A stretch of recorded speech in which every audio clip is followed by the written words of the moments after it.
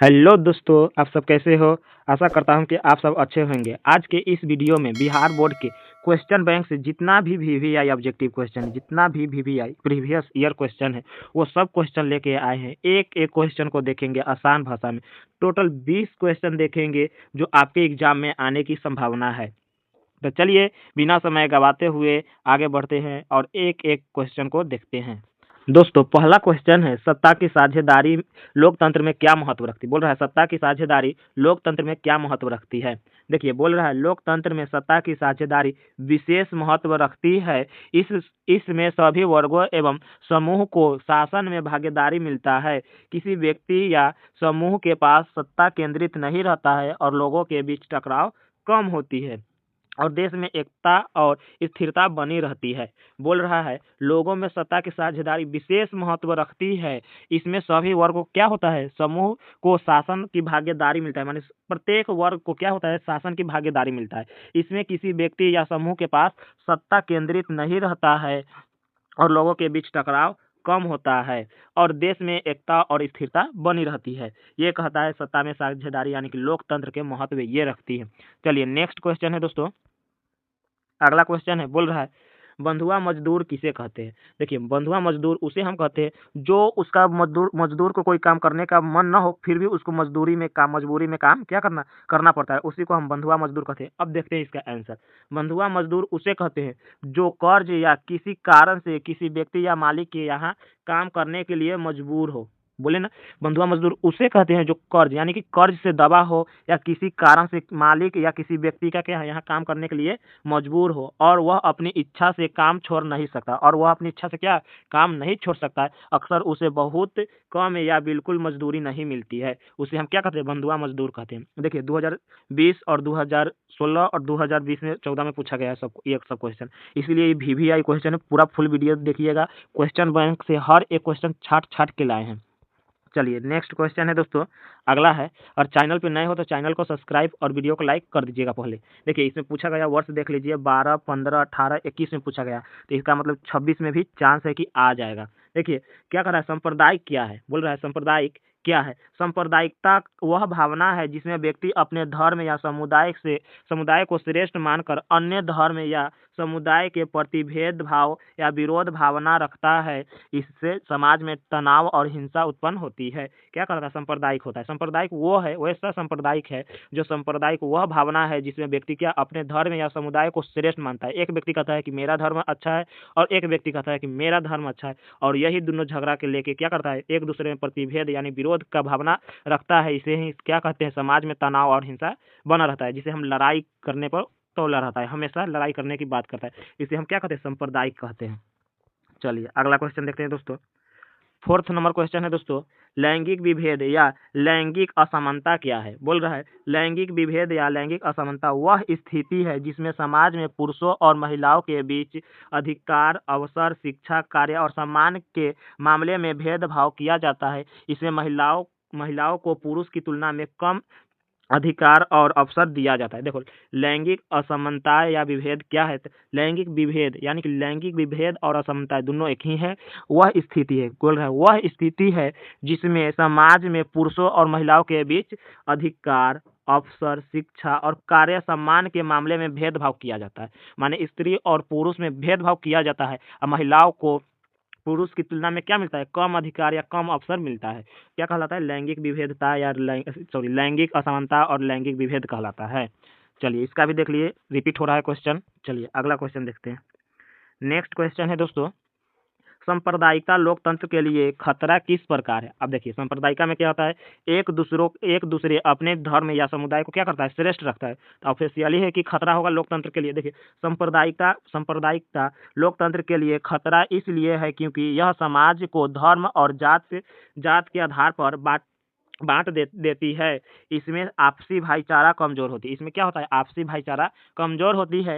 हिंसा और तनाव बढ़ जाता है तथा लोकतंत्र के मूल्य जैसे समानता, सहिष्णुता और राष्ट्रीयता को नुकसान पहुंचाता है। इस प्रकार से क्या होता है, सांप्रदायिक लोकतंत्र के लिए खतरा है। चलिए नेक्स्ट क्वेश्चन देखते हैं दोस्तों। नेक्स्ट क्वेश्चन बोल रहा है बिहार के शोक किसे कहते हैं और क्यों कहा जाता है। बोल रहा है बिहार के शोक किसे कहते हैं और क्यों कहा जाता है? ये 11, 15 और 17, 19, 23 में पूछा गया क्वेश्चन है। देखिए इसका आंसर देखेंगे, बिहार का शोक कोसी नदी को कहा जाता है। ये ऑब्जेक्टिव में भी बनेगा, पूछेगा बिहार का शोक किसे कहते हैं, तो कोसी नदी को कहा जाता है। क्योंकि कोसी नदी हर साल विशेषकर बरसात के मौसम में भयंकर बाढ़ लाती है। कोसी नदी है ना, जो बिहार में प्रत्येक साल बरसात के माने हर साल बरसात के समय में क्या लाता है, भयंकर बाढ़ लाता है। इस इसके कारण बार बार तटबंध टूटते हैं, लाखों हेक्टेयर फसल नष्ट हो जाता है और गांव उजड़ जाते हैं और लोगों की जान माल की भारी क्षति होती है। माने कि कोसी नदी ना बाढ़ लाता है, इतना बाढ़ लाता है कि तटबंध माने बांध तोड़ देता है और लाखों हेक्टेयर में क्या होता है, फसल नष्ट हो जाता है, गांव के गांव उजड़ जाता है। इसीलिए हम क्या कहते हैं, कोसी नदी को बिहार का शोक कहते हैं। चलिए नेक्स्ट क्वेश्चन देखते हैं दोस्तों। अगला क्वेश्चन दोस्तों बोल रहा है, भूकंप क्या है? भूकंप क्या है, इससे बचाव के किन्हीं 4 कारणों का उल्लेख कीजिए। बोल रहा है भूकंप क्या है, इसके बचाव के लिए किन्हीं 4 कारणों का उल्लेख कीजिए। देखिए भूकंप क्या है, पृथ्वी के भीतर होने वाली हलचल के कारण भूपटल पर उत्पन्न होने वाली कंपन को भूकंप कहा जाता है। बोल रहा है पृथ्वी के भीतर होने वाली हलचलों के कारण भूपटल पर उत्पन्न होने वाली कंपन यानी भूकंप कहा जाता है। क्या कहते हैं, कंपन को भूकंप कहा जाता है। भूकंप एक प्राकृतिक आपदा है। पूछेगा भूकंप एक कौन सा आपदा है, तो भूकंप एक प्राकृतिक आपदा है जिसमें जान माल की भारी क्षति होता है। जान माल की क्या होता है, भारी क्षति होता है। अब बचाव हम देखेंगे, एग्जाम में इसी प्रकार लिखिएगा। पहले हम लिख दिए भूकंप के बारे में, भूकंप क्या है, उसके बाद लिखेंगे बचाव, पॉइंट देख लिखेंगे बचाव। भूकंप नियंत्रण एवं मॉनिटरिंग केंद्र स्थापित किया जाए। दूसरा है भूकंप रोधी भवनों का निर्माण करना चाहिए। भूकंप रोधी माने कि चरखुट्टा स्क्वायर भवनों का क्या किया जाए, निर्माण किया जाए। मकानों को छोटा और आयताकार बनाना चाहिए। सामुदायिक शिक्षा के माध्यम से सभी लोगों को जागरूक करना चाहिए। माने कि स्कूल या शिक्षा समूह में बताया जाए कि भूकंप से कैसे जागरूक किया जाए, भूकंप आए तो क्या करे। इस सब से क्या किया जा सकता है, भूकंप की उपचार। माने कि भूकंप की किन्हीं बचाव का 4 कारण हमारा हो गया। पहला क्या है, भूकंप रोधी भवनों का निर्माण किया जाए, मकानों को छोटा और आयताकार में किया जाए, और चौथा है सामुदायिक शिक्षा के क्या माध्यम से लोगों को जागरूक करना चाहिए। चलिए अगला क्वेश्चन देखते हैं दोस्तों। 8 नंबर क्वेश्चन है दोस्तों, बाढ़ से होने वाली हानियां को लिखिए। माने बाढ़ से क्या हानि होता है उसी को लिखने के लिए बोल रहा है। देखिए 2013 से लेके 22 तक पूछा गया है। लिखेंगे बाढ़ से होने वाली हानियां क्या है, निम्नलिखित है। आप अपार जान माल की क्षति होता है, फसलें डूब के नष्ट हो जाती है, परिवहन व्यवस्था ठप पड़ जाता है जिससे जनजीवन प्रभावित होता है। उसके बाद महामारी फैलने लगती है, जैसे हैजा, मलेरिया, ये सब बीमारी होता है। और वनस्पति और जीव जंतु की भी क्षति होता है। माने कि टोटल मिला के ये लिखना है, जो बाढ़ से यानी कि दाहर आने पर जो क्षति होता है उसी को हम लिख देंगे। नेक्स्ट क्वेश्चन देखते हैं दोस्तों। नेक्स्ट क्वेश्चन है दोस्तों, बोल रहा है रबी फसल और खरीफ फसल में अंतर स्पष्ट करें। यह भी 2012, 15, 18 और 20, 24 में भी पूछा गया है, तो 26 में भी पूछेगा। बार बार कहते हैं, अगर आप चैनल पे नए हो तो चैनल को सब्सक्राइब और वीडियो को लाइक जरूर करिएगा। देखिए रबी फसल, पहले हम देखेंगे रबी फसल शीत ऋतु में बोए जाते हैं, यानी कि अक्टूबर नवंबर में कम वर्ष की आवश्यकता होती है। माने कम वर्ष की आवश्यकता होती वर्षा की आवश्यकता होती है। उदाहरण के लिए गेहूं, चना, सरसों। बोल रहा है शीत माने शीत में ये बोया जाता है अक्टूबर नवंबर के महीना में, और क्या कम वर्षा की आवश्यकता होती है। उदाहरण के लिए गेहूं, चना और सरसों। अब खरीफ फसल देखेंगे, क्या देखेंगे, खरीफ फसल वर्षा ऋतु में बोया जाता है। कौन ऋतु में बोया जाता है, वर्षा ऋतु में बोया जाता है। जून और जुलाई में, महीना पूछेगा, जून और जुलाई में अधिक वर्षा की आवश्यकता होता है। उदाहरण के लिए धान, मक्का और बाजरा। धान, मक्का और बाजरा, यहाँ से आपसे क्वेश्चन पूछा जाएगा, खरीफ फसल के उदाहरण बताएं। धान, मक्का और बाजरा। और रबी फसल का उदाहरण बताएं, तो गेहूं, चना, सरसों। ये भी याद रख लीजिएगा। चलिए नेक्स्ट क्वेश्चन है दोस्तों। नेक्स्ट क्वेश्चन बोल रहा है कपास के उत्पादन में महाराष्ट्र क्यों प्रसिद्ध है। बोल रहा है कपास के उत्पादन में महाराष्ट्र क्यों प्रसिद्ध है। लिखेंगे कपास के उत्पादन में काली मिट्टी, क्या बोल रहा है, कपास के उत्पादन में काली मिट्टी अत्यंत उपयुक्त होती है। भारत में इस प्रकार की मिट्टी महाराष्ट्र में अधिक पाया जाता है। इसी के कारण महाराष्ट्र में कपास का उत्पादन अधिक होता है। बोल रहा है जो कपास होता है ना, वो किस मिट्टी पर होता है, तो काली मिट्टी पर होता है। किस मिट्टी पर होता है, काली मिट्टी पर होता है। काली मिट्टी भारत में सबसे ज़्यादा कहाँ पाया जाता है? तो महाराष्ट्र में पाया जाता है। कहाँ पाया जाता है? महाराष्ट्र में। इसी कारण है कि महाराष्ट्र प्रसिद्ध है कपास की बुआई में। चलिए नेक्स्ट क्वेश्चन देखते हैं दोस्तों। नेक्स्ट बोल रहा है, ये VVI क्वेश्चन है, ये भी बार बार पूछा जाता है। इसमें से जितना 20 करा रहे हैं ना SST का, जितना भी सोशल साइंस का 20 ऑब्जेक्टिव करा रहे हैं, आपके एग्जाम में यही सब में से रहेगा। पूरा वीडियो को देख लीजिएगा। देखिए, हरित क्रांति से आप क्या समझते हैं? बोल रहा है, हरित क्रांति से आप क्या समझते हैं? 1960 के दशक में पंजाब, हरियाणा और पश्चिमी उत्तर प्रदेश में कृषि क्षेत्रों में एक क्रांति हुई। बोल रहा है 1960 के दशक में पंजाब, हरियाणा तथा पश्चिम उत्तर प्रदेश में कृषि क्षेत्रों में एक क्रांति हुई थी, जिसे हरित क्रांति कहते हैं। क्या कहते हैं? हरित क्रांति कहते हैं। इसमें उत्तम बीज एवं खाद का प्रयोग किया गया था। इसमें क्या किया गया था? उत्तम बीज माने 1 नंबर बीज एवं खाद का प्रयोग किया गया था। इसमें सर्वाधिक उपजाऊ गेहूं हुई थी। इसमें किसका उपजाऊ हुई थी? तो गेहूं हुई थी। इस क्रांति के जनक डॉक्टर MS स्वामीनाथ थे। कौन थे दोस्तों? MS स्वामीनाथ थे। चलिए अगला क्वेश्चन देखते हैं दोस्तों। नेक्स्ट क्वेश्चन बोल रहा है दोस्तों, स्वर्णिम चतुर्भुज मार्ग क्या है? बोल रहा है भारत के 4 प्रमुख महानगर दिल्ली, मुंबई, चेन्नई और कोलकाता को जोड़ने वाली राजमार्ग को स्वर्णिम चतुर्भुज मार्ग कहा जाता है। माने इमेजिन करिए, दिल्ली से मुंबई और मुंबई से चेन्नई और चेन्नई से क्या कोलकाता, इस सब को जोड़ा जाता है ना, उसी मार्ग को हम क्या कहते हैं? राजमार्ग को क्या कहते हैं? स्वर्णिम चतुर्भुज मार्ग कहते हैं। इसका दायित्व केंद्र सरकार के पास यह 6 लेन वाली लगभग 5,846 कितना है? 5,846 किलोमीटर लंबा सड़क है।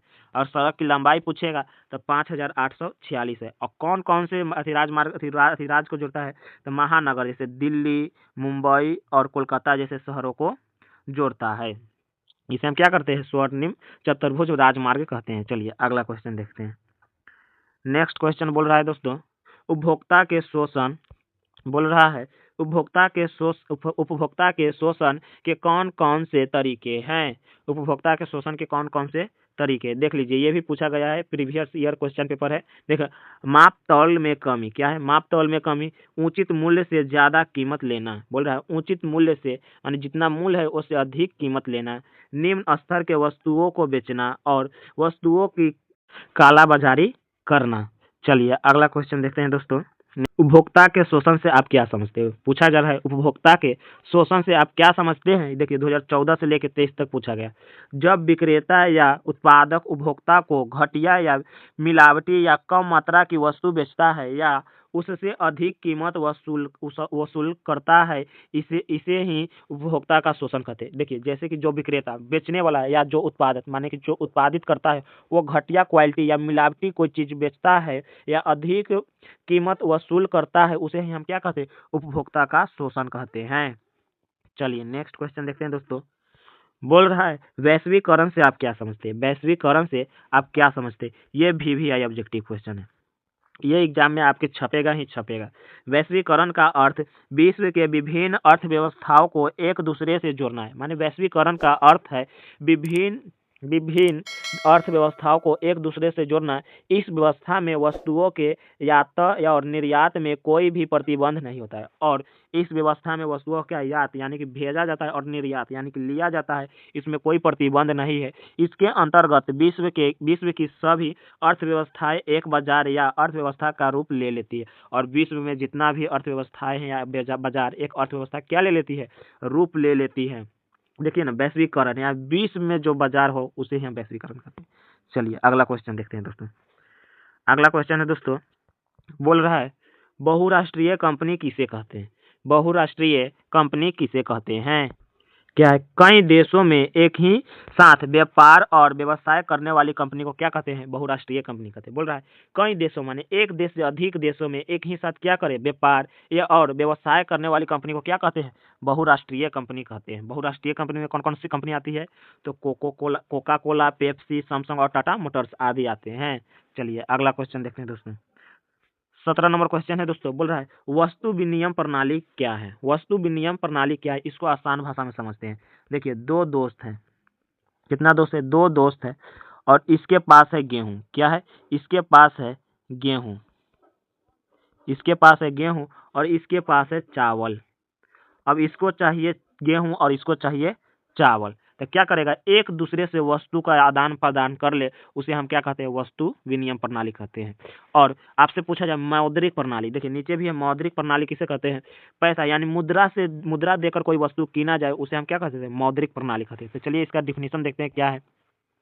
वस्तु विनिमय प्रणाली उस प्रणाली को कहा जाता है जिसमें वस्तु के बदले एक दूसरे वस्तु का आदान प्रदान होता है। माने वस्तु विनिमय प्रणाली उस प्रणाली को कहा जाता है, यानी उस प्रणाली को कहा जाता है जिसमें वस्तु का क्या हो? दूसरे वस्तु का आदान प्रदान किया जाए। एक वस्तु को दूसरे वस्तु के साथ क्या किया जाए? आदान प्रदान किया जाए, उसे हम क्या कहते हैं? वस्तु विनिमय प्रणाली कहते हैं। चलिए अगला क्वेश्चन है दोस्तों, बोल रहा है मौद्रिक प्रणाली क्या है? मौद्रिक प्रणाली क्या है? देखिए मौद्रिक प्रणाली उस प्रणाली को कहा जाता है जिसमें मुद्रा से वस्तु की क्या किया जाए? खरीदा या बेचा जाए, उसे हम क्या कहते हैं? मौद्रिक प्रणाली कहते हैं। कुछ नहीं है, वस्तु विनिमय प्रणाली किसे कहते हैं? एक वस्तु से दूसरे वस्तु का आदान प्रदान किया जाए उसे हम कहते हैं वस्तु विनिमय प्रणाली। और मौद्रिक प्रणाली मुद्रा से वस्तु खरीदा या बेचा जाए उसे हम क्या कहते हैं? मुद्रा प्रणाली। नेक्स्ट क्वेश्चन है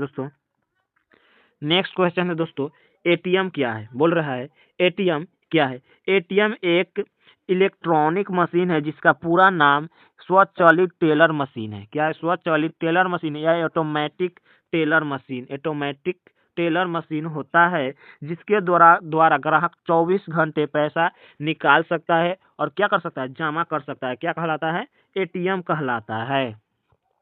लास्ट क्वेश्चन है दोस्तों, इसको देखने से पहले आप सब चैनल पर नए हो तो चैनल को सब्सक्राइब और वीडियो को लाइक जरूर करिएगा, क्योंकि हर वीडियो में हम आपको एक एक VVI ऑब्जेक्टिव क्वेश्चन कराएंगे जो कि आपके एग्जाम 26 में होने वाले के लिए एकदम क्वेश्चन सटीक रहेगा। 100% इसमें से आने की गारंटी देते हैं। न आएगा तब आप सब बोलिएगा। हर एक क्वेश्चन को लिख लीजिएगा, एकदम आसान भाषा में लाए हैं, इसमें कोई दिक्कत की बात ना है कि न याद होगा। एकदम आसान भाषा में और एकदम आसान भाषा में समझाए हैं। इसके लिए एक लाइक वीडियो को जरूर कर दीजिएगा। चैनल पर नए हो तो चैनल को सब्सक्राइब भी कर दीजिएगा। देखिए लास्ट क्वेश्चन है दोस्तों, बोल रहा है लास्ट क्वेश्चन, सर्वहारा वर्ग किसे कहा जाता है? चाहे सर्वहारा वर्ग से आप क्या समझते हैं? दो तरह से क्वेश्चन पूछा जाता है। देखिए 2013, 16 और 19 में पूछा गया, इस बार चांस है कि 26 में भी पूछ दे। देखिए सर्वहारा वर्ग माने सर्वहारा वर्ग समाज का वैसा वर्ग है जिसमें किसान, मजदूर और आम लोग शामिल हो। जिसमें कौन? किसान, मजदूर और आम लोग शामिल होते हैं, जिसे कोई अधिकार नहीं होता है और पूंजीपति के द्वारा क्या किया जाए? इस वर्ग पर शोषण किया जाए, माने अत्याचार किया जाए, उसे हम क्या कहते हैं? सर्वहारा वर्ग कहते हैं। कुछ नहीं, सर्वहारा वर्ग समाज का वैसा वर्ग है, माने वैसा वर्ग है जिसमें क्या हो? किसान हो, मजदूर हो और आम लोग सम्मिलित हो, जिसे कोई अधिकार न हो। क्या हो? जिसे कोई अधिकार न हो और पूंजीपति के द्वारा क्या किया जाए? शोषण किया जाए। क्या कहलाता है? सर्वहारा वर्ग कहलाता है। तो आपका 20 सब्जेक्टिव क्वेश्चन कंप्लीट हुआ, जो कि आपके एग्जाम 26 में होने वाला है। उसके लिए एक एक ऑब्जेक्टिव क्वेश्चन सटीक है कि आपके एग्जाम में आएगा ही आएगा सोशल साइंस का। तो इस वीडियो को देखने के बाद आपको तो कोई टेंशन नहीं होगा। चलिए मिलते हैं अगले नए वीडियो में। लास्ट में कमेंट करके बताइएगा कि वीडियो कैसा लगा। मिलते हैं नए वीडियो में, जब तक के लिए जय हिंद, जय भारत।